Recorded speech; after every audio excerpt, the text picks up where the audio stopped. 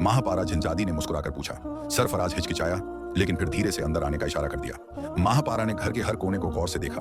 सरफराज संदूक से जेवरात निकाल लाया और महापारा को सौंप दिए। वह बहुत खुश हुई।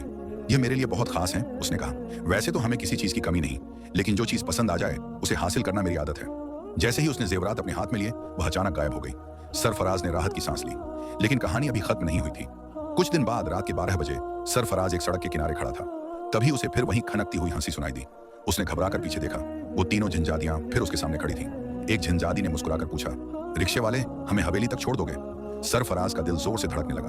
वह कुछ बोल पाता, इससे पहले ही दूसरी झिंझादी ने मजाक उड़ाते हुए कहा, देखो तो ये कितना डरा हुआ है, अभी तो हमने अपना असली रूप भी नहीं दिखाया।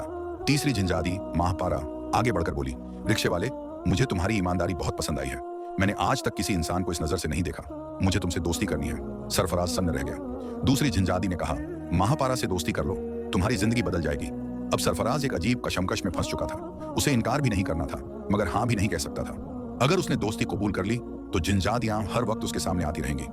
महापारा ने मुस्कुराकर कहा, मैं तुम्हारी जिम्मेदारियां कम करना चाहती हूँ। मैं तुम्हारी जिंदगी को बेहतर बना सकती हूँ। सरफराज के पास अब कोई चारा नहीं बचा था। उसे कोई फैसला लेना ही था। उस जिन्नानी की बात ने उसे हैरत में डाल दिया था, लेकिन फिर उसने अपने दिल की रजामंदी के साथ दोस्ती के लिए हामी भर ली। वो जिन्नानी कहने लगी कि वो चंद दिनों तक उसके घर में रहना चाहती है, लेकिन इसके लिए उसे अपने घर वालों से कोई बहाना बनाना होगा। वो उसके रिक्शे में बैठकर पूरी दुनिया देखना चाहती थी।